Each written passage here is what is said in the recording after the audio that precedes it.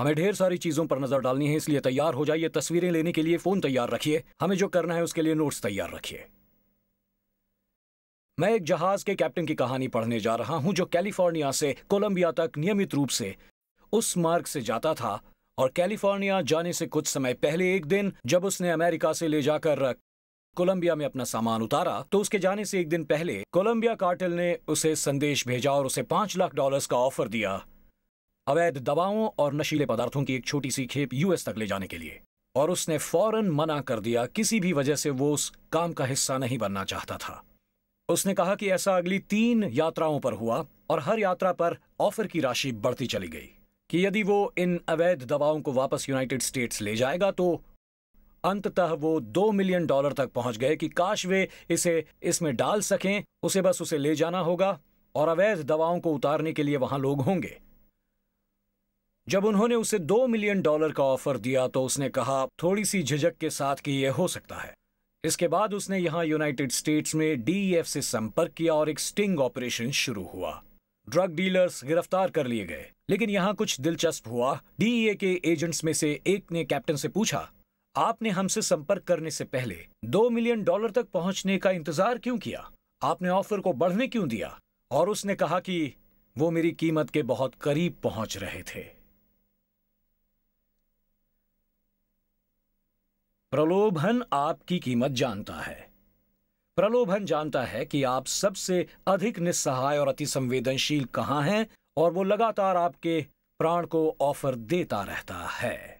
यही प्रलोभन करता है, ये खटखटाता रहता है, ऑफर देता रहता है, ऑफर को बढ़ाता रहता है। यशाया की पुस्तक में इन लगातार ऑफरों के बारे में प्रतिज्ञा है जो मुझे आशा देती है। उसमें लिखा है यशाया 54:17 में, जितने हथियार तेरी हानि के लिए बनाए जाएं, हालेलुया, उनमें से कोई सफल न होंगे। दोस्तों, मुझे आपके बारे में नहीं पता, पर आज ये अच्छी खबर है। मेरे लिए ये बहुत दिलचस्प है। ये शब्द बनाए जाएं बहुत ही व्यक्तिगत शब्द हैं।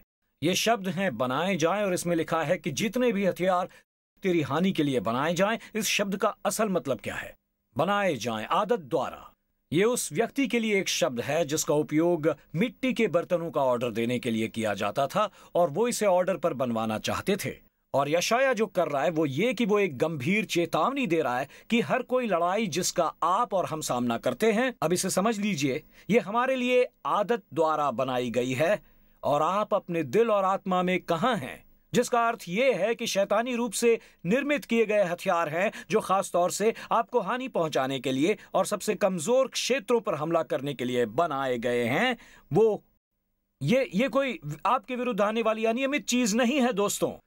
आज आप जहां कहीं से भी देख रहे हैं, चाहे बालकनी से देख रहे हैं या इटली से देख रहे हैं, ये चीजें जो प्रलोभन शैतानी रूप से निर्मित किए गए हैं आपको प्रलोभित करने के लिए, कुछ के लिए ये बुद्धि है। आप बुद्धि में इतना दब जाते हैं कि आप विश्वास खो देते हैं। कुछ के लिए ये भय है, स्वास्थ्य का भय, मरने का भय। अन्य लोगों के लिए ये अकेलेपन का भय हो सकता है। यहां तक कि कुछ के लिए ये लालच है और अमीर बनने की इच्छा है, क्योंकि आपका परिवार केवल गरीबी में रहने के लिए तो जीता नहीं है। और कुछ लोगों के लिए ये वासना है, ये पोर्नोग्राफी की कड़ियां हैं। और ये रही बुरी खबर, शैतान आपके सबसे कमजोर क्षेत्र का पीछा करता है। ये बुरी खबर है, यही गढ़ा जाना है। और ये रही अच्छी खबर, तुम्हारी हानि के लिए बनाया गया कोई भी हथियार सफल न होगा। चलिए आज हम ये सुनिश्चित कर लें और पता लगाएं और जान लें जिसे हम आत्मिक युद्ध कहते हैं और उसे जीतने के बारे में बाइबल क्या कहती है। देखिए, प्रलोभन टेलर मेड ऑफर्स और आकर्षणों से लड़ रहा है। समझिए इसे, मैं फिर से कहूंगा, ध्यान से सुनिए। टेलर मेड आत्मिक युद्ध में हम हैं। ये ऐसे है जैसे हम इन प्रलोभनों से निपट रहे हैं। अब इसे समझिए, ये उन टेलर मेड आकर्षणों से लड़ रहा है। मैं आपसे कुछ कहना चाहता हूं जिसे मुझे एक तरह से समझकर सीखते रहना है। समझिए इसे, देखिए, प्रलोभन को प्रलोभन बनने के लिए आप इसे देखेंगे कि इसे मुझे आकर्षित करना होगा। इसमें कुछ ऐसा होना चाहिए जो मैं चाहता हूं। अब आप जब यूं कहेंगे, खैर बेशक बस इतना ही, पर दोस्तों यही बात तो है जो इसे समझने के लिए और कठिन बना देती है। यीशु के 3 प्रलोभन नहीं होते यदि वहां कुछ ऐसा नहीं होता जिसका शत्रु पीछा नहीं कर रहा है। वो यीशु को लुभाने की कोशिश कर रहा था, प्रलोभित करने की। मत्ती अध्याय 4 में, और ये कहना कठिन है क्योंकि मैं बस कह रहा हूं यीशु अजेय होंगे, लेकिन क्योंकि यीशु को सब बातों में हमारी नाई परखा गया, इसलिए इसे सुनिए। इब्रानियों 4:15 सुनिए। हमारे पास एक है जिसे सब बातों में हमारी नाई परखा गया, पर ये रही अच्छी खबर। अच्छी खबर ये है कि फिर भी वो निष्पाप निकला। देखिए, इस पुराने प्यूरिटन लेखक ने इसे इस प्रकार कहा, शैतान के पास हव्वा के लिए एक सेब था, नूह के लिए अंगूर, गेहजी के लिए बदलने के लिए कपड़े और यहूदा के लिए चांदी थी। हम उसमें कुछ जोड़ना जारी रख सकते हैं। उसके पास आकान के लिए वस्त्र और सोने की छड़ी थी। वो अपना भोजन सभी लोगों तक पहुंचा सकता था। वो उसका टेलर मेड हिस्सा है। वो जानता है कि ऐसी कौन सी चीज होगी जो उन कमजोर और अति संवेदनशील क्षेत्र पर प्रहार करना शुरू करेगी। पर अच्छी खबर यह नहीं है कि तुम्हारे विरुद्ध वे सफल न होंगे, पर अच्छी खबर थोड़ी और बेहतर हो जाती है। तैयार हो जाइए। ये एक अच्छी खबर है कि पवित्र आत्मा की वही उपस्थिति और सामर्थ जो यीशु को प्रलोभन का विरोध करने में सक्षम बनाती हैं, हालेलुया, वो हर मसीह में वास करती है।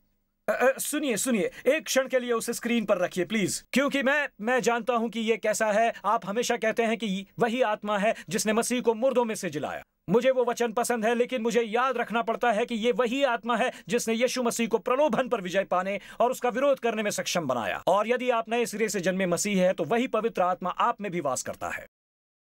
रॉबर्ट की कहानी, जो कई साल पहले डेट्रॉइट में हमारे डिकन्स में से एक हैं, ये एक ऐसी कहानी है जो हमेशा जब भी मैं इस प्रलोभन शब्द के बारे में सोचता हूं तो मेरे दिमाग में आने लगती हैं। जो टीन चैलेंज में ग्रेजुएट और एक अद्भुत व्यक्ति, एक मेहनती कार्यकर्ता और हमारे प्रमुख अगुओं में से एक के रूप में हमारे चर्च में कार्य करता है। फिर एक दिन की बात है, रॉबर्ट दिखाई नहीं दिया, क्योंकि उसने धीरे धीरे आना बंद नहीं किया। वो अचानक एक दिन गायब हो गया। वो आया ही नहीं। वर्षों तक ईमानदारी से वहां रहने के बाद भी वो चर्च में नहीं आया। मुझे लगता है कि लगभग एक दशक बाद जब मैंने उसकी पत्नी से बात की, तो ये रहा जो उसने मुझे बताया।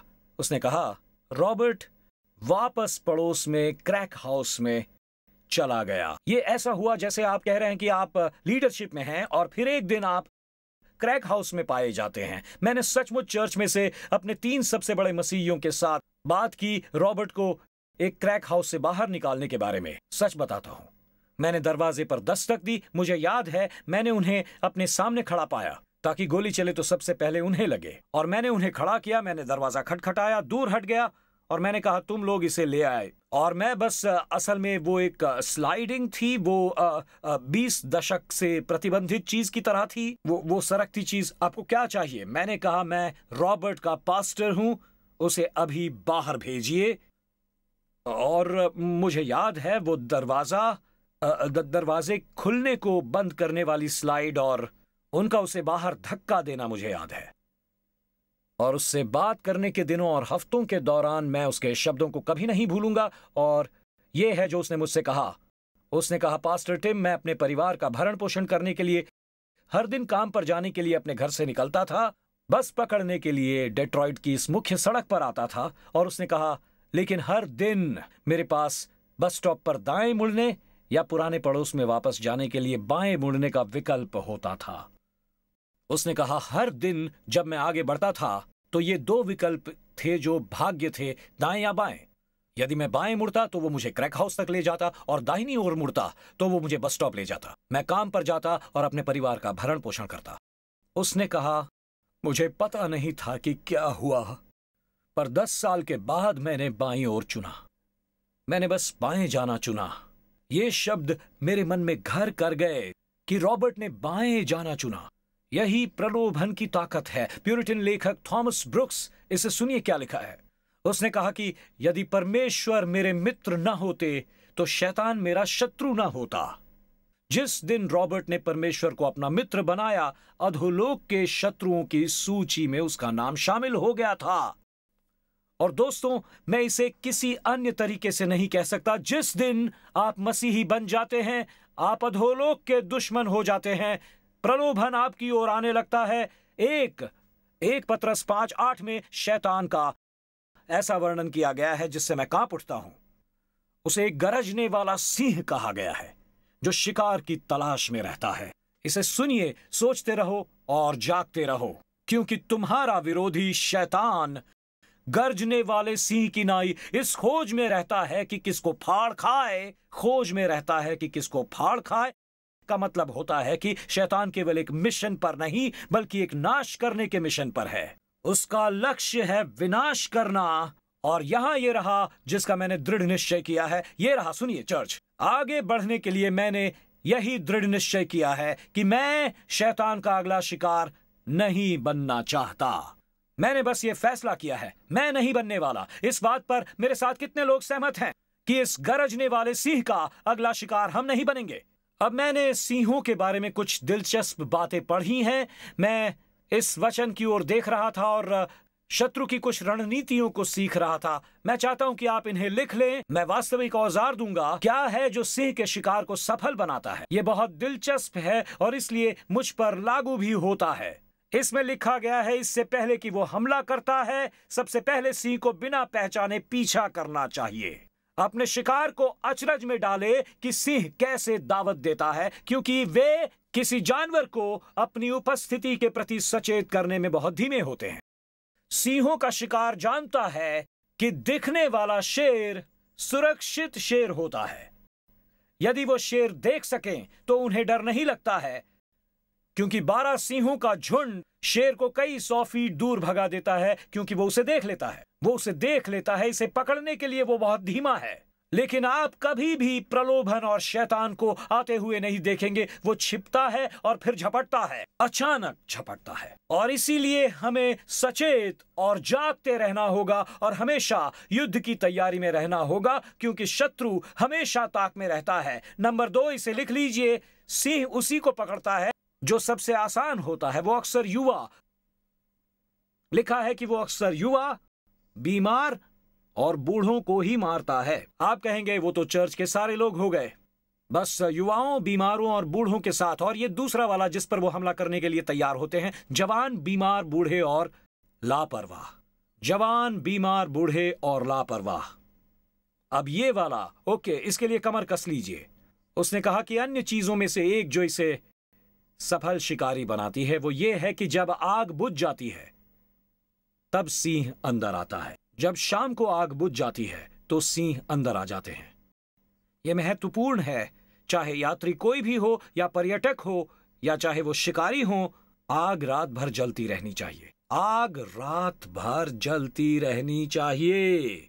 इसमें लिखा है जब जंगल मैं केन्या की एक कहानी पढ़ रहा था। केन्या में एक डॉक्टर और उसकी पत्नी एक दिन पक्षी देखने और फोटोग्राफी करने के लिए अमेरिका से उड़ान भरने के बाद वो केन्या में बाहर कैंप फायर जलाकर सोने चले गए।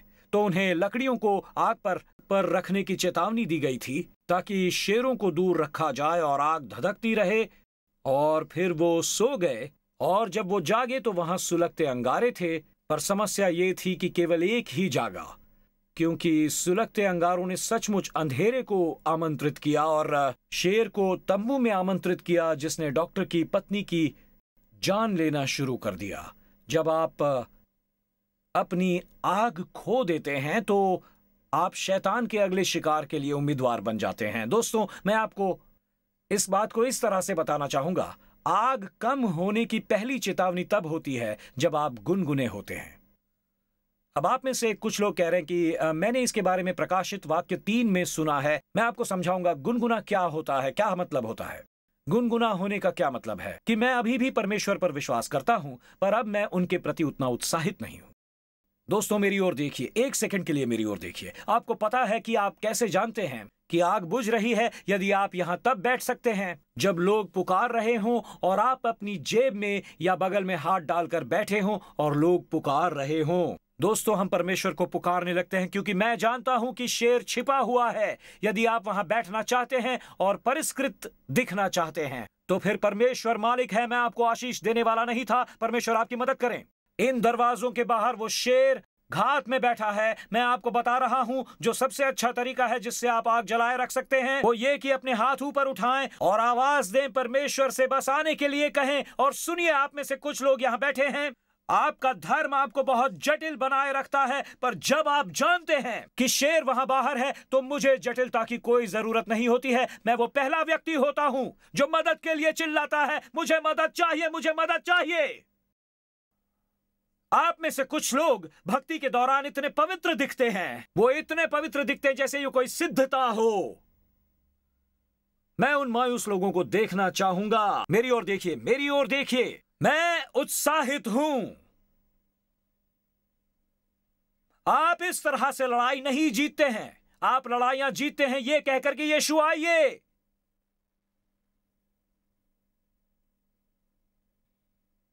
ये बात महान मिशनरी शहीद जिम एलियट ने कही थी। उसकी प्रार्थना को सुनिए। उसने कहा, वो अपने मिनिस्टर्स को आग की लौ बनाता है और फिर कहता है, क्या मैं ज्वलनशील हूं? परमेश्वर मुझे अन्य चीजों की भयानक अग्निरोधक सामग्री से छुटकारा दिलाएं। मुझे अपने आत्मा के तेल से तृप्त करें कि मैं प्रज्वलित हो जाऊं। लौ क्षणिक है, अल्पकालिक है। हे मेरे प्राण, क्या तू इसे सहन नहीं कर सकता, इस क्षणिक जीवन को? और फिर वो पुकारता है, मुझे अपना ईंधन, परमेश्वर की लौ बनाओ, मुझे अपना ईंधन बनाओ। यही मेरी प्रार्थना है, मुझे अपना ईंधन बनाओ, ऐसी कोई भी चीज जिसमें अग्निरोधक सामग्री है। मुझे वो नहीं चाहिए, क्योंकि मैं जो देखता हूं, यहां तक कि मैं किसके साथ घूमता हूं, तो दोस्तों, कुछ अग्निरोधक सामग्री वाले लोग भी होते हैं जिन्हें अपने जीवन से हमें बाहर निकालना होगा, क्योंकि वो आपको दूर ले जाते हैं। परमेश्वर से दूर ले जाने वाले लोग, छोड़िए उन्हें। और ये रहा चौथा। ओके, इसे जल्दी से कहना चाहूंगा। जहां भटकने वाले घूमते हैं वहां शेर भोजन करते हैं। शेरों को उनकी ताकत पता है और वे भी संख्याओं की ताकत को समझते हैं। जब शेर किसी झुंड को देख रहा होता है तो उसे पता है कि अगर उसने किसी पर हमला किया तो वो भगदड़ का शिकार हो जाएगा और कुचल दिया जाएगा। और इसने यही कहा, शेर उस विद्रोही की तलाश करते हैं जो झुंड के साथ रहना नहीं चाहता है, जो खुद को अलग थलग कर लेता है, बिल्कुल अकेला रहता है। जब एक ज़ीब्रा झुंड से दूर निकल जाता है तो शेर उसे झपट लेता है और लंबी घास में खींच लेता है, उसकी गर्दन दबोच लेता है, इससे पहले कि झुंड को पता चले कि क्या हो रहा है। बने रहिए बंधुत्व में, मेरी बात सुनिए, बंधुत्व में बने रहिए। ऐसा भटकने वाला मत बनिए जो ये नहीं सोचता कि आपको परमेश्वर के परिवार की आवश्यकता है।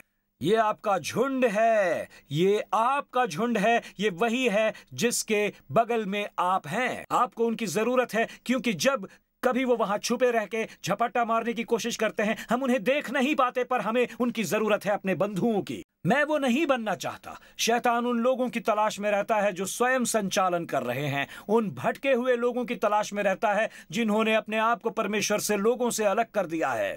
शैतान सबसे आसान लोग यानी कि युवाओं, बूढ़ों, बीमारों और लापरवाह लोगों की तलाश में रहता है। फिर शैतान घात लगाता है और फिर झपटता है।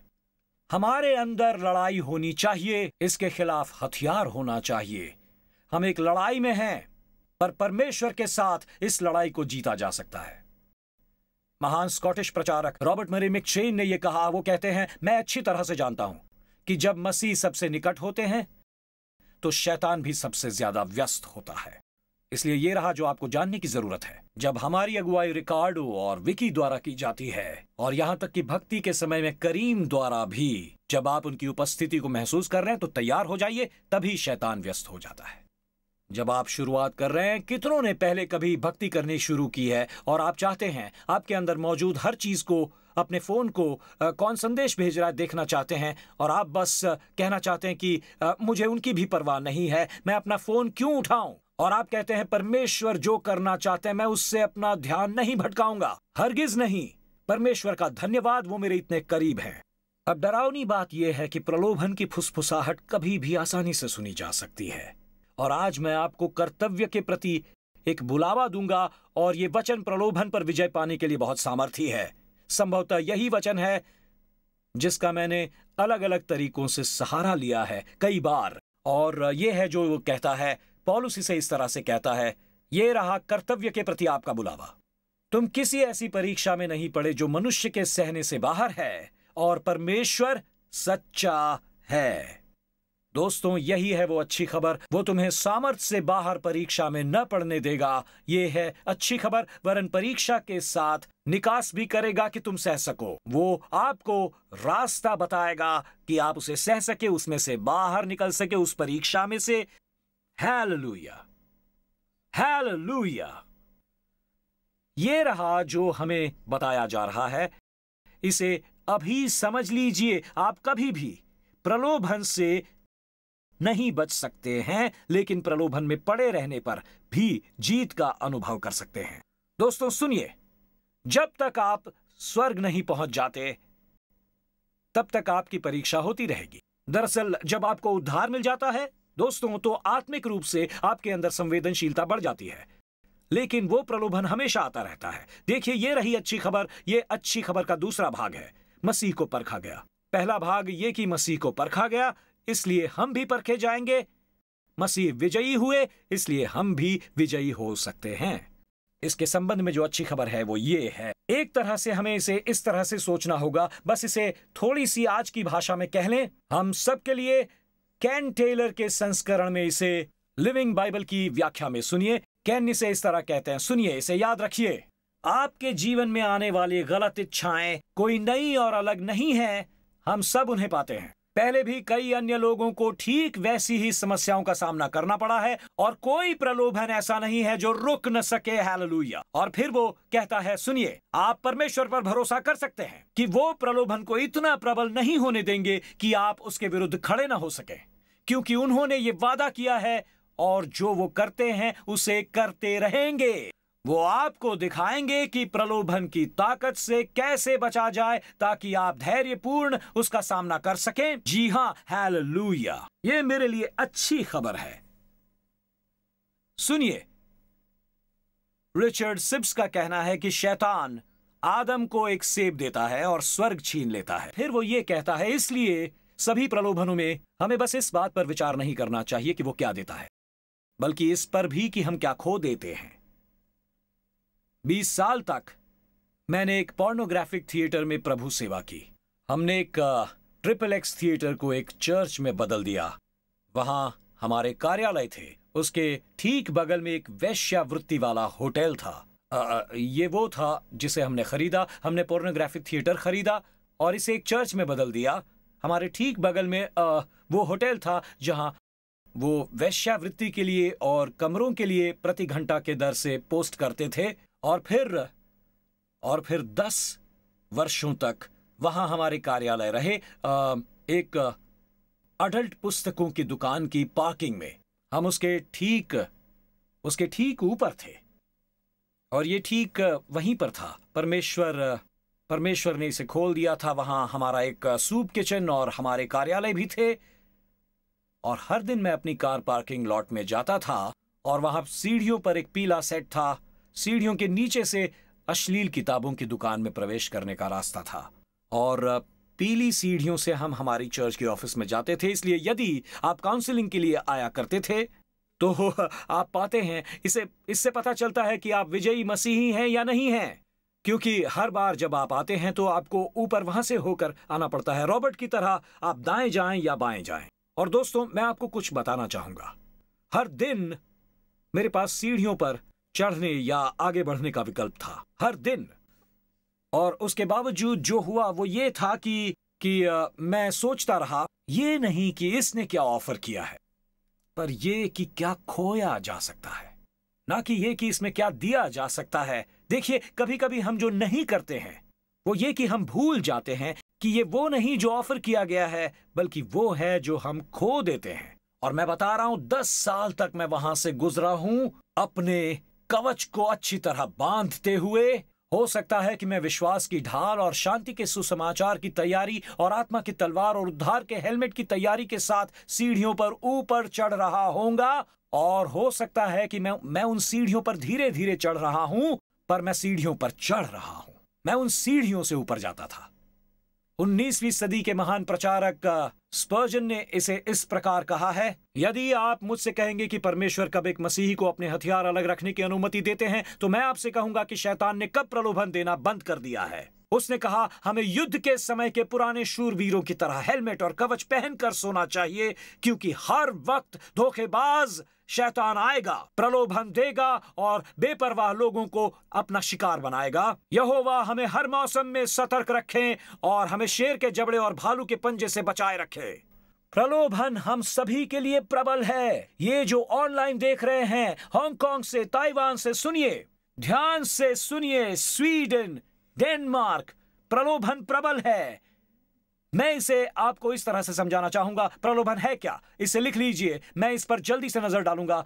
मैं आपको एक औजार दूंगा। प्रलोभन क्या है? देखिए, प्रलोभन पाप नहीं है, ये सम्मोहन है, ये ऑफर की गई कीमत है। ये वो ऑफर है जो कैप्टन को हमेशा मिल रही थी कि नशीली दवाइयां पहुंचाइए, नशीली दवाइयां पहुंचाइए। प्रलोभन, पर प्रलोभन पाप नहीं है। प्रलोभन राह का कांटा है। ये उस विकल्प की प्रस्तुति है कि आप कौन सी राह अपनाएंगे।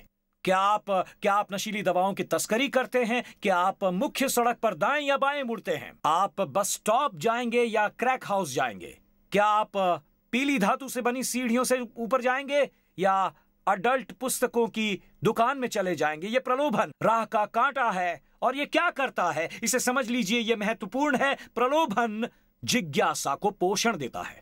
ये मुझे बताता है कि मेरे पास क्या नहीं है, और यदि मैं अगला कदम उठाऊं तो मुझे क्या मिल सकता है। यदि मैं कहता हूं ये लीजिए, देखिए, यही तो मैं आपको समझाना चाहता हूं। सुनिए, इस प्रलोभन शब्द का सीधा सा अर्थ होता है परीक्षा। ये क्या है? ये परमेश्वर को ये साबित करने की परीक्षा है कि आप उनसे अत्यंत प्रेम करते हैं, हर चीज से बढ़कर करते हैं। और ये तभी होता है, और मैं आपको समझाऊंगा कि ये कैसे घटित होता है और ये कैसे होता है, क्योंकि प्रलोभन को मुझे ये विश्वास दिलाने से ताकत मिलती है कि यदि मैं इसका पालन करूंगा तो मुझे अधिक खुशी मिलेगी। यही प्रलोभन की मान्यता है। इसीलिए सब अपनी लड़ाई के आदेशों को एक बार और सुनिए, और फिर आपको यहां कुछ औजार देता हूं मैं। आपकी लड़ाई के आदेश, तुम किसी ऐसी परीक्षा में नहीं पड़े जो मनुष्य के सहने से बाहर है, और परमेश्वर सच्चा है। वो तुम्हें सामर्थ्य से बाहर किसी परीक्षा में न पड़ने देगा, वरन परीक्षा के साथ निकास भी करेगा कि तुम वो सह सको। वरन परीक्षा के साथ, वचन को फिर से सुनिए, वरन परीक्षा के साथ दरवाजे पर दस्तक, नशीले पदार्थ को पहुंचाने का ऑफर, दाएं या बाएं वाला ऑफर, पीली सीढ़ियों से ऊपर जाना या अडल्ट बुक स्टोर में जाना, जिसका सामना आप ब्रॉन्क्स में कर रहे थे या उसका प्रलोभन का सामना आप एम्स्टर्डम में कर रहे हो। वो प्रलोभन जिसका सामना आप स्टैटन द्वीप पर कर रहे हो, या फिर प्रलोभन जिसका सामना आप रियो डे जनेरो में कर रहे हो। मेरी बात सुनिए, जो भी प्रलोभन है जिससे आप इस समय जूझ रहे हैं, वो लोग जो रोम में रहते हैं और जो हमारे साथ हैं, वो जो सऊदी अरेबिया से देख रहे हैं या कोरिया से हमें सुन रहे हैं, उस प्रलोभन से जो आपके सामने है, परमेश्वर ये कहते हैं, मैं सच्चा हूं, और ये कि मैं इस चीज से बाहर निकलने का रास्ता प्रदान करूंगा। और ये कि ये अंत नहीं है, ऐसा होना जरूरी नहीं है। आप शैतान का अगला शिकार बन जाते हैं। इसलिए मैं आपको 3 औजार देना चाहूंगा, और मैं इस पर जल्दी से नजर डालूंगा। इससे बचकर निकलने का रास्ता यहां ये है। मैं इससे बचकर निकलने का रास्ता प्रदान करने के बारे में अब बात करूंगा। ये रहा पहला, क्योंकि ये बहुत महत्वपूर्ण है। पहला ये कि परमेश्वर का वचन। यहां ये रहा, दोस्तों सुनिए, मत्ती अध्याय 4 से यीशु शैतान के सामने आते हैं, और जो कहलाता है 3 प्रलोभन। और दोस्तों, मेरा मानना है कि यीशु हमारे लिए एक मिसाल कायम कर गए। वो कह रहे थे कि मैं लूसीफर से लड़ने वाला था, कि किसी अधोलोक के शैतान या राक्षस से, बल्कि मैं स्वयं लूसीफर से यानी शैतान से लड़ रहा हूं। और यीशु हमें स्पष्टीकरण से दिखाते हैं कि इसमें विजय कैसे आती है। अब सुनिए, यदि आप महसूस कर रहे हैं कि आप लगातार खटखटाहट और दरवाजे का खुलना सुन रहे हैं, तो मैं चाहता हूं कि आप इसे समझें। वहां आप जो भी परामर्श चाहते हैं वो आप पा सकते हैं। दोस्तों, आप चर्च आ सकते हैं, यही आप चाहते हैं। आप लोगों को अपने ऊपर हाथ रखवा सकते हैं, बस अभिषेक के तेल से नहीं। वे आप पर तब तक क्रिस्को डाल सकते हैं जब तक आप तेल से सराबोर न हो जाएं। पर मैं बता रहा हूं यदि आपके जीवन में यह हिस्सा नहीं है तो आप उस घबराहट को, खटखटाहट को नहीं जीत सकते। आप दरवाजा खोलेंगे दोस्तों, आप जीत नहीं सकते। ओके, ये रहा, इसे लीजिए। मैं सचमुच आपको दीवाना बना दूंगा। एक वचनहीन मसीही सामर्थहीन मसीही है। यदि आपके पास वचन नहीं है, यदि आप सोचते हैं कि आपके लिए रविवार को खाना ही पर्याप्त है, तब दरवाजा बंद रखने के लिए शैतान मनगढ़ंत, शैतानी रूप से तैयार किया गया आमंत्रण लेकर आता रहेगा। शैतानी रूप से तैयार किया गया आमंत्रण लेकर। और यदि आप सोचते हैं कि ऐसा करना असंभव है, तो मैं इसे इस तरह से कहना चाहूंगा, यदि यीशु को शैतान को हराने के लिए परमेश्वर के वचन की आवश्यकता थी, तो आपको क्या लगता है कि आप इसके बिना जीत सकते हैं? ओके, मैं आपकी मदद करना चाहता हूं। आप अपवाद नहीं हैं। आप नहीं कहेंगे कि ओ नहीं नहीं नहीं, तुम नहीं समझते हो, मैं प्यूर्टोरिको से हूं। ओके, प्यूर्टोरिको वालों सुनो, आप हार जाओगे। आप हार रहे हो। वचन को अपने जीवन का हिस्सा बनाए बिना आप इसे नहीं जीत सकते। फिर से एक बार सुनिए इसे। यीशु ने शैतान से 3 बार कहा कि ये लिखा है। क्या ये लिखा है? दोस्तों, हर बार वो वचन पर वापस गए। इसे सुनिए। यदि आप काउंसलिंग के लिए मेरे ऑफिस में आते हैं तो मैं पहला प्रश्न यही पूछता हूं, जब भी आप मेरे पास ऑफिस में आते हैं काउंसलिंग के लिए, कि वचन और प्रार्थना में अपने समय के बारे में मुझे बताइए। मेरा पहला प्रश्न, और ये रहा जो मैं चाहता हूं कि आप जाने। सुनिए, ये अद्भुत है। मेरी सेवकाई के 40 वर्षों में मैंने कभी भी किसी को यह कहते नहीं सुना कि आपको पता है, मैं प्रतिदिन 1 घंटा बाइबल पढ़ रहा हूं, मैं 1 घंटा प्रार्थना कर रहा हूं। मैंने कभी भी यह सब नहीं सुना, कभी नहीं। कोई नहीं, मेरे कार्यालय में कभी कोई ऐसा कहते हुए नहीं आया कि मैंने पढ़ा है, मैं वचन पढ़ता हूं, मैं वचन का अध्ययन करता हूं। दोस्तों, आश्चर्य की बात है कि लोग सोचते हैं कि परामर्श से मैं इसे ठीक कर दूंगा। मैं यहां परामर्श के खिलाफ नहीं हूं। हमारे पास काउंसलिंग मिनिस्ट्री है, पर दोस्तों, पास्टर पैट्रिक के वचनों की जरूरत नहीं, हमें परमेश्वर के वचनों की जरूरत है। इसलिए इससे पहले कि आप आगे बढ़ें और अपना अपॉइंटमेंट निर्धारित करें, मैं आपके लिए वचन चाहूंगा। इससे पहले कि आप ऑनलाइन जाएं और उनके साथ अपना अपॉइंटमेंट निर्धारित करें, परमेश्वर के साथ एक अपॉइंटमेंट निर्धारित करें। यह कैसा रहेगा? वहीं से शुरुआत कीजिए। और यह रहा जो अद्भुत है, क्योंकि यीशु जो करते हैं वो अद्भुत ही होता है, क्योंकि वो शैतान से 3 बार कहते हैं कि ऐसा लिखा है। 3 बार ऐसा लिखा है, ऐसा लिखा है। और यीशु कहते हैं, मैं आपके लिए मिसाल कायम करना चाहूंगा। मैं इसे बाइबल की एक पुस्तक से कहूंगा और करूंगा। इसलिए यदि आप ऐसा करेंगे तो मैं ऐसे कह रहा हूं जैसे भाई मैं हूं। भजन संहिता पर जाओ, नीति वचन पर जाओ, वो उसे बाहर निकालेगा। आपको पता है यीशु क्या करते हैं? वो 3 बार कहते हैं इन तीनों शास्त्रांशों में कि मनुष्य केवल रोटी से ही जीवित नहीं रहेगा। क्या आपको पता है? व्यवस्था विवरण, मैं उसका उच्चारण भी नहीं कर सकता हूं, मुझे इसकी ओर देखना पड़ेगा, मुझे उस पर जाना पड़ेगा। यीशु कहते हैं मैं एक ऐसी पुस्तक चुनूंगा जिसे आप में से हर कोई साल में 1 बार बाइबल में से पढ़ने की कोशिश करेगा। और यीशु कहते हैं नहीं नहीं नहीं नहीं नहीं, उसे छोड़िए मत, क्योंकि आप सोचते हैं और आप क्या सोचते हैं इससे फर्क नहीं पड़ता। यदि ये वचन मेरे मुख से निकलते हैं तो उन वचनों में तुम्हें स्वतंत्र करने की सामर्थ है, अवश्य है। आप घोषणा कर सकते हैं ये लिखा है, और मैं आपको बता रहा हूं परमेश्वर हर बार जीत दिलाएंगे, हर बार जीत दिलाएंगे। ओके, नंबर 2 देखिए, ये रहा। पता नहीं मैं चिल्ला क्यों रहा हूं। नंबर 2, प्रार्थना। यीशु सबसे असुरक्षित स्थानों में से एक में थे। शायद निर्जन प्रदेश के बाद असुरक्षित स्थान गतशमनी का बगीचा रहा होगा।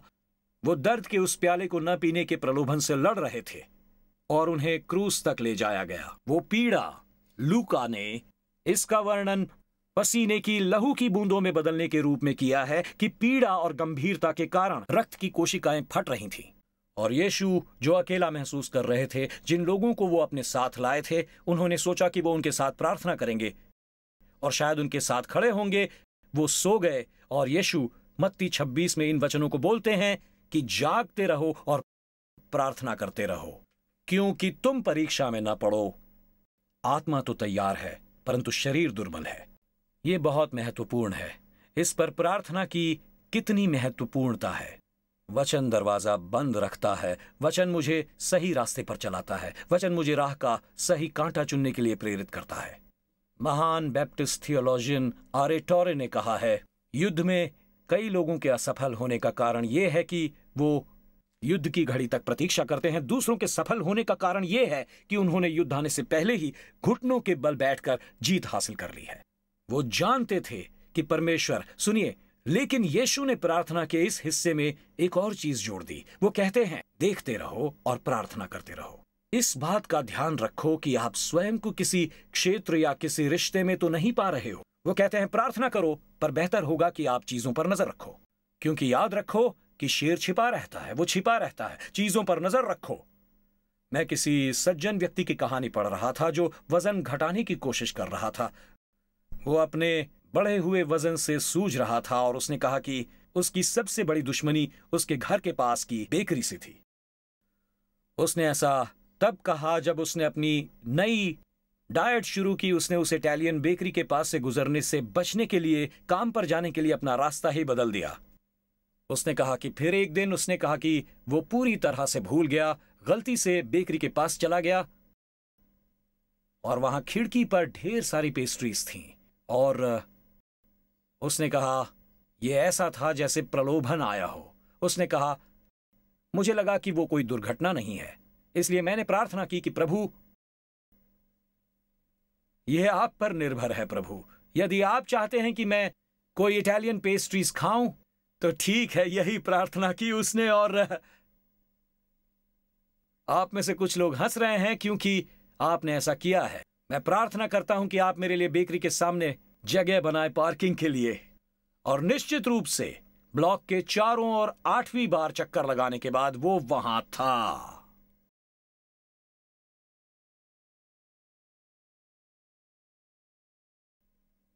देखो और प्रार्थना करो। बेकरियों से सावधान रहो, सावधान रहो। यह बस प्रार्थना नहीं है, पर केवल प्रार्थना करना और स्वयं को असुरक्षित स्थिति में डालना मात्र नहीं है। और यह कि यदि आप बैठे हैं तो एक अच्छी बात है। मैं एक सेकंड के लिए आप अविवाहित लोगों से बात करना चाहूंगा। जब आप चर्च में भी हों और आप नजर रखें, देखना बहुत आसान है। इस तरह से देखना, सोचना जैसे ये कुछ अविवाहितों की चीज की तरह है, जैसा कि आप कर सकते हैं। आप देख रहे हैं और मैं चाहता हूं कि आप यहां किसी से मिले, लेकिन जब भक्ति का समय हो तो भक्ति करें। आप अच्छी तरह समझ रहे हैं मैं क्या कह रहा हूं। ऐसा दिखावा ना करें कि आप नहीं समझ रहे, इसलिए आप कह रहे हैं नहीं नहीं नहीं ऐसा नहीं है, मुझे नहीं पता विवाहित लोग कैसा सोचते हैं, अविवाहित कैसा सोचते हैं। और अचानक जब हाथ ऊपर उठता है तो आप कहते हैं नहीं नहीं नहीं, यीशु यीशु। यहां एक विचार है, देखो और प्रार्थना। उंगलियों पर अंगूठी की तलाश मत करो, स्वयं परमेश्वर की ओर देखो और कहो कि मैं उस तरह से नहीं देख रहा हूं। यही है जो परमेश्वर आपसे करने के लिए कह रहे हैं। सुनिए, जब सिंडी से मेरा विवाह हुआ तो वो हमारी शादी में लेकर आई, वो कुत्ता लेकर आई। ओ प्रभु, ओ प्रभु, वो बहुत आज्ञाकारी था, बहुत आज्ञाकारी। और मैंने उसे उसके बारे में पूछा। उसने कहा मैं उसे स्कूल ले गई चीजें सीखने के लिए, और मैं भूल गया आप इसे क्या कहते हैं। हाँ, जैसे डॉग स्कूल, आज्ञाकारिता का स्कूल कह सकते हैं। और वो अभी भी है। और ये कुत्ता बहुत आज्ञाकारी था, जैसे ये अद्भुत था, जैसे वो इस तरह की चीजें करती। और यही वो चीज है जिसने मुझे प्रभावित किया। वो जमीन पर खाना रख देती और फिर बस कहती रुको। और यही उसने कहा जो इन कुत्तों ने सीखा है। उन्होंने कहा कि जब वे उस पोजीशन में होते हैं तो वो खाने की तरफ नहीं देखते हैं, क्योंकि उन्हें सिखाया जाता है अपने मालिक की ओर देखने के लिए। उन्होंने कहा क्योंकि वो वहां नहीं देखते हैं, और अगर गलती से देख ले तो 1 सेकंड में वो बुरा बच्चा बन जाता है। उसने कहा पर वो कुत्ता वहां है और वो कह रही है रुको, तो वो कुत्ता जानता है कि मुझे आवाज को सुनना है। हम लोगों के साथ समस्या ये है कि हम अपने चारों ओर की सभी चीजों को देख रहे हैं। प्रार्थना क्या करती है? प्रार्थना से मैं ठीक से उसकी ओर देखता हूं और मेरी नजरें परमेश्वर पर केंद्रित रहती हैं। All right. ऑल राइट, अब हमें समाप्त करना होगा। अंतिम बात ये वो है जिसके लिए मैंने संघर्ष किया है, इसलिए हम चाहते हैं मार्क म्यूजिक शुरू किया जाए तीसरे पॉइंट के लिए। ये रहा प्रार्थना, वचन, और ये वही है जो मैंने कहा था मुझे इस वाले को करना होगा। मैं इस पर जल्दी से आऊंगा, और ये है अधीनता स्वीकार करना। याकूब अध्याय 4। मैं आपको इसे इस प्रकार से समझाना चाहूंगा।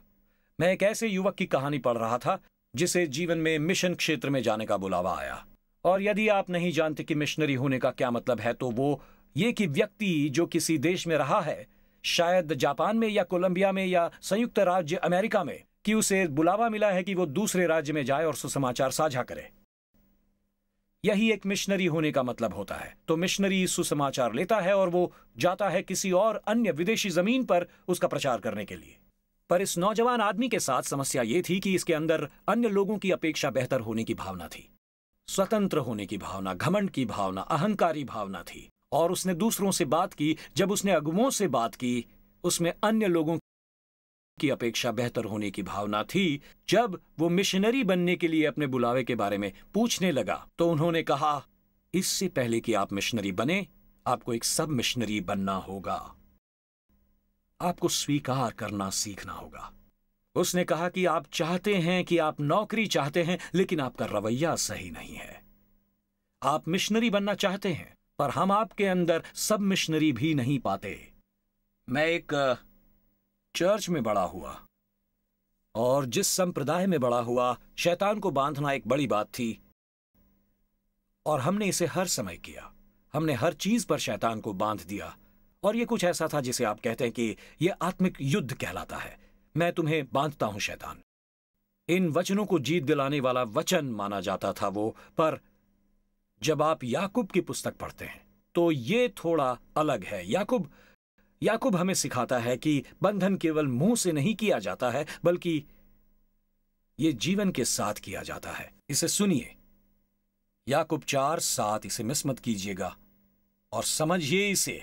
परमेश्वर के अधीन हो जाओ, शैतान का सामना करो और वो भाग निकलेगा। हम में से कुछ लोगों के पास ये शब्द भाग जाना है, वो तुम्हारे पास से भाग निकलेगा। देखिए, ऐसा नहीं है। इसका कठिन हिस्सा देखिए। मैं शैतान का विरोध करते हुए बड़ा हुआ हूं। मैं तुम्हें बांधता हूं शैतान, इसी के साथ मैं बड़ा हुआ हूं। किसी ने मुझसे कभी नहीं कहा कि परमेश्वर के अधीन हो जाओ। यही सब मिशनरी का हिस्सा है। यही वो हिस्सा जिसे वो केवल आपके मुंह के वचनों से लेता है और कहता है इसका संबंध आपके जीवन से है। अधीनता स्वीकार करना कठिन काम है, पर वो सामर्थी है। ये शैतान से लड़ने वाला शब्द है, और मसीही इसे आसानी से भूल जाते हैं। अधीनता की शुरुआत परमेश्वर के अधिकार को पहचानने से होती है। ये तब होता है जब आप परमेश्वर को अपने जीवन में अधिकारी के रूप में पहचानते हैं, और आप कहते हैं, ना केवल परमेश्वर मुझसे अधिक शक्तिशाली हैं, बल्कि परमेश्वर मुझसे अधिक बुद्धिमान भी हैं। तो मैं उनके प्रति समर्पण देता हूं। अधीनता, फिर से कहना चाहूंगा समर्पण, क्योंकि वो मुझसे ज्यादा बुद्धिमान है, मुझसे ज्यादा होशियार है। इसलिए जब बाइबल, मुझे नहीं पता कि मैं अविवाहित लोगों को क्यों चुन रहा हूं, पर मैं इसे समाप्त करना चाहता हूं उनके साथ। आप शायद कह रहे हैं मैं उस चर्च में वापस नहीं जाना चाहूंगा, लेकिन मैं आपकी मदद करना चाहता हूं सचमुच, और आप वापस आएंगे। तो जब बाइबल कहती है कि असमान जुए में मत बांधे रहो, तो इसका मतलब यह है कि एक अंतर है। ये तो मेरे नोट्स में भी नहीं है, तो ये वो प्रोडक्शन है जिनका अनुसरण करने का प्रयास किया जा रहा है। एक अंतर है सेवकाई और बंधुत्व में। आप हर एक की सेवकाई करते हैं, परंतु बाइबल में लिखा है प्रकाश की अंधकार के साथ संगति नहीं हो सकती है। इसमें लिखा है पर वो मुझसे प्रेम करते हैं। ओके, मैं आपकी मदद करना चाहूंगा। वो अपनी परिभाषा के अनुसार आपसे प्रेम करते हैं ना। 1 कुरिन्थियों 13, प्रेम धीरजवंत है, प्रेम कृपालु है, प्रेम स्वार्थी नहीं होता। ये है, इसलिए हम इसके सामने अधीनता स्वीकार करते हैं। अपना जीवन किसी ऐसे को मत सौंपो जो मसीही नहीं है। फंसो मत, ऐसी किसी जाल में मत फंसो। और यह है जो अधीनता करती है। परमेश्वर, आप मुझसे ज्यादा बुद्धिमान हैं। आपको पता है, क्योंकि दरवाजे पर हमेशा दस्तकें होती रहेंगी, ये बताने के लिए कि आप अकेले नहीं रहेंगे। अब आपको अकेले नहीं रहना पड़ेगा। और जो हमने प्रलोभन के साथ कहा, तो जब हम इसे देखते हैं तो बस ये वही नहीं है जिसका ये ऑफर देता है कि मुझे एक पति मिल गया, मुझे एक आदमी मिल गया, मैं अंततः मां बनूंगी, और आप केवल उसी के बारे में बात करते रहेंगे। लेकिन आप कभी भी इस बारे में बात नहीं करते हैं कि आपसे क्या लेगा। मैं इस बारे में विस्तृत जानकारी नहीं दूंगा, मैं बस वो बताऊंगा जो आपके लिए जरूरी है, और वो है ABCD और E। वो कहते हैं, मैं चाहता हूं कि आप मुझ पर भरोसा करें कि मैं सर्वज्ञ परमेश्वर हूं। मैं जानता हूं कि यहां क्या है, यहां क्या हो रहा है।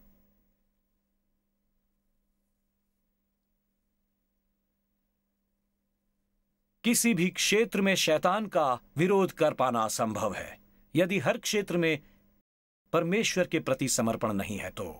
जी हां, हर क्षेत्र में।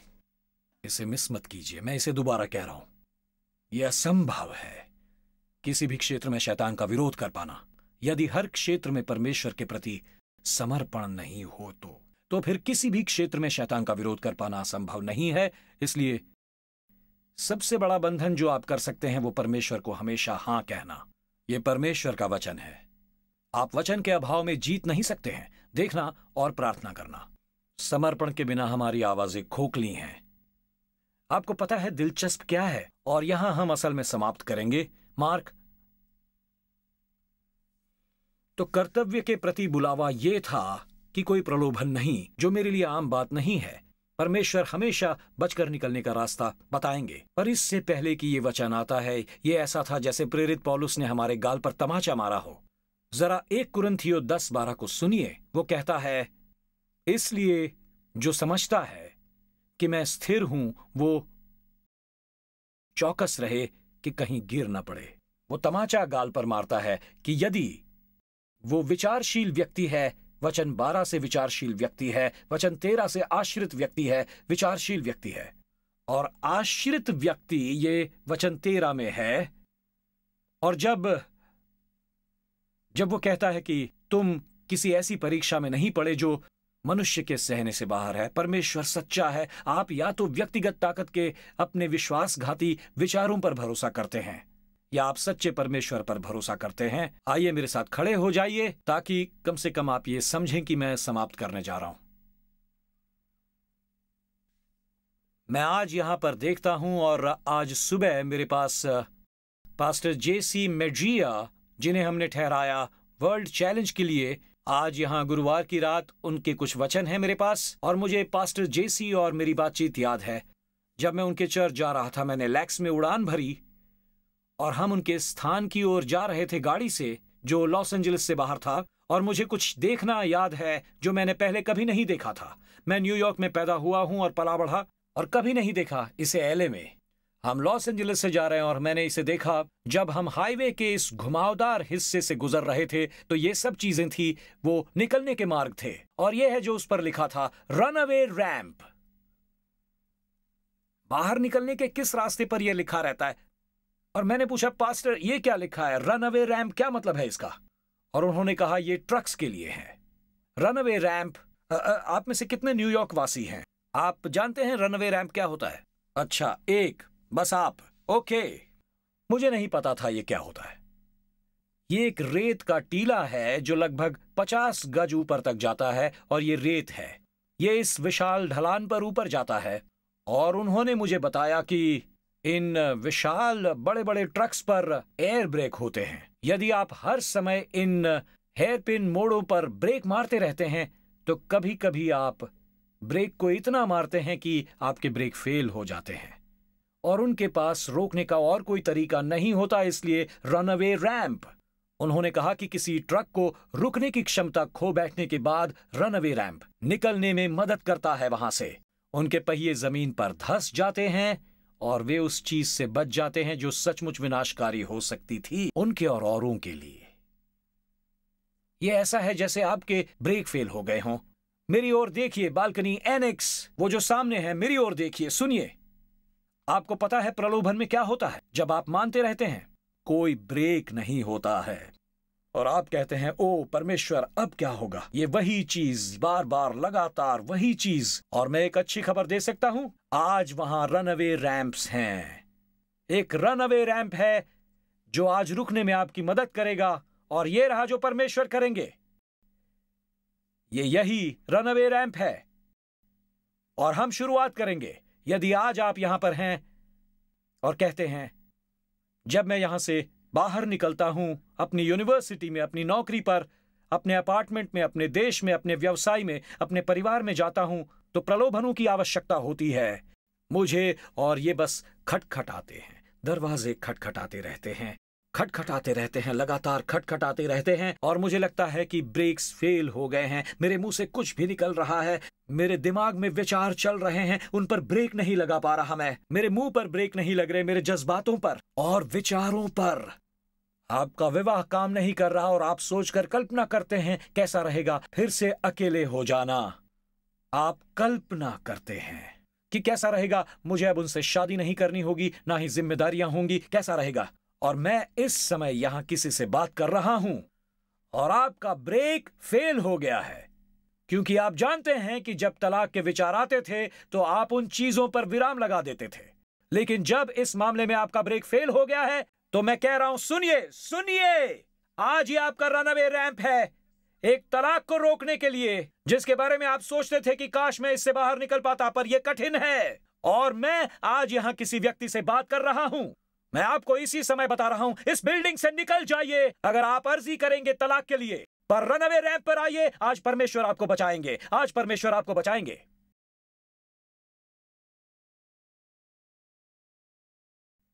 आप वहां खड़े हैं और आप जानते हैं मैं क्या कह रहा हूं, और परमेश्वर मेरे जरिए आपसे बात कर रहे हैं। यह मुक्ति का दिन है, आज स्वतंत्रता का दिन है। ब्रेक लॉक कर दिए गए हैं, पर मैं आपको बता रहा हूं, यह वो दिन होगा जब परमेश्वर को महिमा मिलेगी। आज वापस आपके जीवन में विजय आएगी, विजय आज वापस आपके जीवन में आएगी, ईमानदारी आएगी, पारदर्शिता, संवेदनशीलता। पर आज मैं रनवे पर आ रहा हूं, मैं इस टीले से नहीं हटूंगा, ना इस तरफ ना उस तरफ। मैं स्वयं को नहीं ढूंढ रहा, मुझे नुकसान का एहसास है, पर आज मैं कह रहा हूं, आज मुझे एहसास हो रहा है कि मेरी हानि के लिए बनाया गया कोई हथियार सफल ना होगा। मुझे परमेश्वर पर भरोसा है, मैं वचन पर वापस जा रहा हूं, मैं प्रार्थना करने जा रहा हूं, मैं आपकी बुद्धिमत्ता के आगे समर्पण करता हूं, आपकी होशियारी के आगे। मैंने बहुत कुछ कह दिया है, बालकनी, मेन फ्लोर। आप कह रहे हैं पास्टर टिम मुझे रनअवे रैंप की जरूरत है, तो आइए मेरे साथ, जल्दी से अपनी सीट से निकलिए, आगे आइए, खड़े हो जाइए, यहां आइए मेरे सामने। आप जो भी हैं, जो भी आपकी समस्या है, बस इतना कहिए कि मुझे उस पर ब्रेक लगानी है और मुझे विजय चाहिए। मैं आपके लिए इंतजार करूंगा। बालकनी, यहां नीचे आइए, सामने आइए। आज का ये दिन हमारे लिए विजय का दिन होगा, इस भवन में विजय का दिन होगा। आज वो आपको स्वतंत्र करेंगे, इस जगह से गाड़ी चलाकर बाहर मत जाइए। परमेश्वर जो आज इस रैंप को बनाकर आपके लिए करने वाले हैं, उसका अनुभव कीजिए। बालकनी, हम आपका इंतजार कर रहे हैं। आप कह रहे हैं ओ चलकर आने में वक्त लगता है, ठीक है ठीक है, आप आइए, आराम से आइए, जल्दी आइए, अपनी सीट से निकलिए। परमेश्वर इसे करेंगे, परमेश्वर इसे करेंगे। मैं जानता हूं वहां से चलकर आना मुश्किल है, लेकिन आप इसे करेंगे। सुनिए, आज इस भवन में विजय का दिन है, मेरे साथ कहिए, आज विजय का दिन है। हालेलुया, हालेलुया, आज विजय का दिन है और हम पाएंगे वो विजय। मुझे विश्वास है प्रभु हमारे साथ कुछ करने वाले हैं। आज प्रभु कुछ करने वाले हैं हमारे हृदय के साथ। एक गीत गाना चाहूंगा मैं, एक गीत जो हमारे हृदय में आ रहा है, हम गाएंगे और फिर हम प्रार्थना करेंगे। Christ is my firm foundation, the rock on which I stand, when everything around me is shaking. I've never been more glad that I put my faith in Jesus. He's never let me down. He's faithful through generations. So why would he fail now? He won't. Yes, Lord. He won't. I still got joy, say. I still got joy in chaos. I've got peace that makes no sense, so I won't be going under. Great song.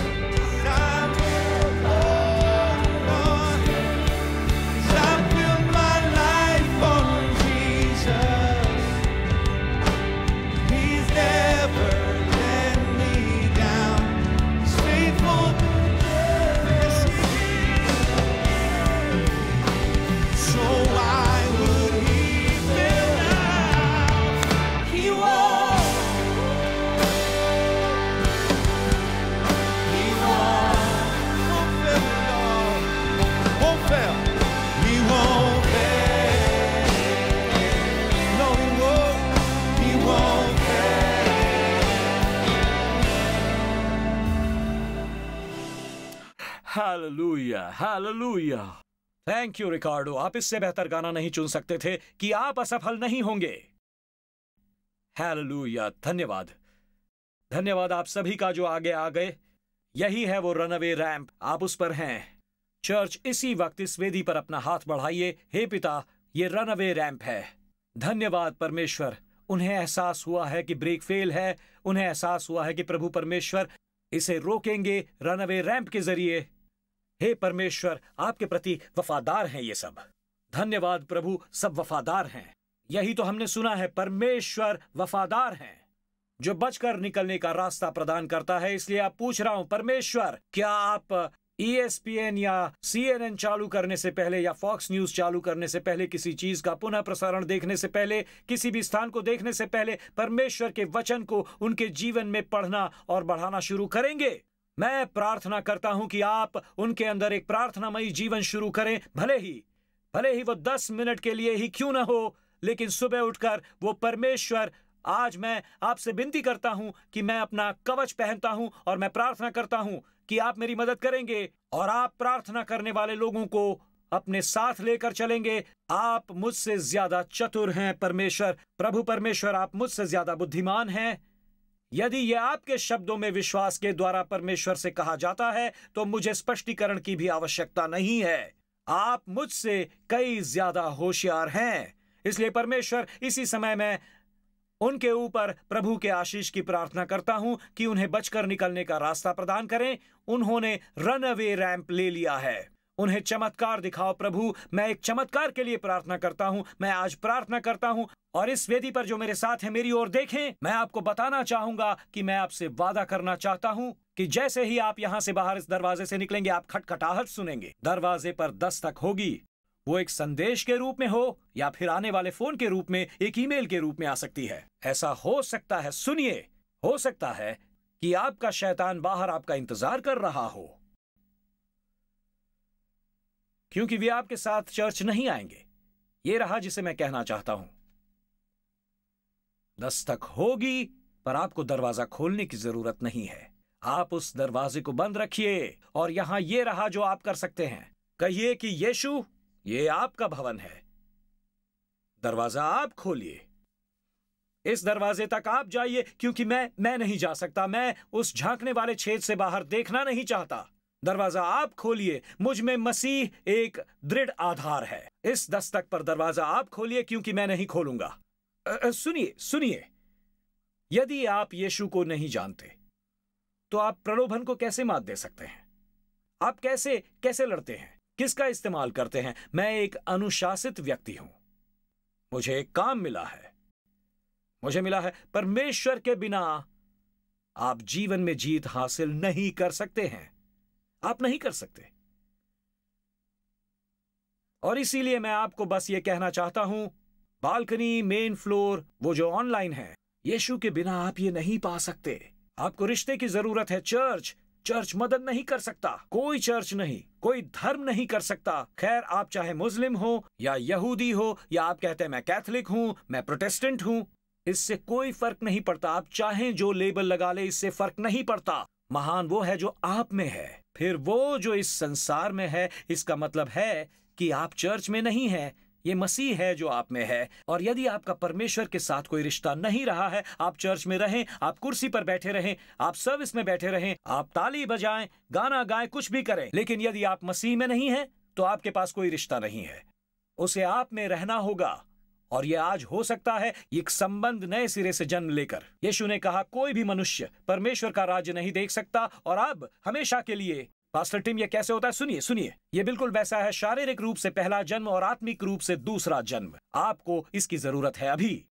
और आप कहते हैं मैं इसे इस वक्त ये कैसे कर सकता हूं? शुरुआत कीजिए। ए, एडमिट करने से, बी, बिलीव करने से यानी विश्वास करने से, और सी, मेरे पाप के खातिर अपने पुत्र को उसने क्रूस पर मरने दिया। वो मेरे पाप को सहन करने वाले थे। कोई प्रतिज्ञा, कोई याजक, कोई प्रोग्राम, कोई नुस्खा नहीं है आपको स्वतंत्र करने का। और सी, कन्फेशन कीजिए। रोमियो 10:9 और 10 ये कहता है कि एक दिन, हर एक दिन आप प्रभु हैं, आप मेरे जीवन में इंचार्ज हैं। आप कहेंगे, पास्टर टिम, मैंने ये निर्णय कभी नहीं लिया। तो ये बहुत महत्वपूर्ण फैसला है जिसे आप अपने जीवन में अभी कर सकते हैं। आप ऑनलाइन हो, चाहे एनेक्स में हो, बालकनी से नीचे आए हो, कहिए आज मैं नए सिरे से जन्म लेना चाहता हूँ बिना किसी हिचकिचाहट के। यदि आप हैं तो अपना हाथ उठाइए, ऊपर उठाइए, ऊपर उठाइए, ठीक से। मैं हर एक हाथ को ऊपर उठा हुआ देखना चाहता हूँ। वहां वहां वहां वहां पीछे, आपको भी आपका हाथ ऊपर ऊपर, वहां वहां वहां ऊपर भी, बालकनी में वहां। परमेश्वर आपके साथ भी है, वहां वहां ऊपर भी है, सबके साथ हैं। और वो जो ऑनलाइन है इस वक्त टाइप कीजिए, मैं फैसला ले रहा हूं, मैं फैसला ले रही हूं। और चलिए मिलकर ऊंची आवाज में प्रार्थना करते हैं। सब कहिए, मेरे प्यारे यीशु, यीशु मेरा मानना है कि आप परमेश्वर के पुत्र हैं। मेरा मानना है कि क्रूस पर आपने मेरा पाप लिया, मेरी लज्जा ली, मेरी दोष भावना ली, और आप इसके लिए मरे। आपने अधोलोक का सामना किया ताकि मुझे न करना पड़े। आप मुर्दों में से जी उठे, मुझे स्वर्ग में एक स्थान, धरती पर एक मकसद और अपने पिता के साथ आज एक रिश्ता देने के लिए। आज प्रभु यीशु, मैं अपने पाप से मन फिराता हूं, नए सिरे से जन्म लेने के लिए। चलिए अब मेरे साथ जोर से कहिए, परमेश्वर मेरे पिता है, यीशु मेरे उद्धार करता है, पवित्र आत्मा मेरा सहायक है, बाइबल मेरी मार्गदर्शक है, और स्वर्ग मेरा घर है, यीशु मसीह के नाम पर। और सब मिलकर कहिए आमीन, आमीन।